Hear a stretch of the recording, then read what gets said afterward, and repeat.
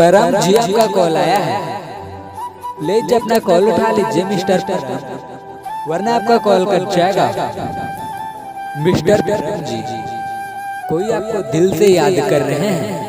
कृपया करके अपना थोड़ा सा टाइम निकालिए और जल्द से जल्द कॉल उठा लीजिए, वरना आपका कॉल कट जाएगा। मिस्टर परम, कोई आपसे बहुत ही अर्जेंट बात करने के लिए आपको बार बार कॉल कर रहे हैं। मिस्टर परम, उनकी बातों को समझिए और जल्द से जल्द कॉल उठा लीजिए, वरना आपका कॉल कट जाएगा, क्योंकि आपका कॉल का घंटी बहुत ही देर से बज रहा है।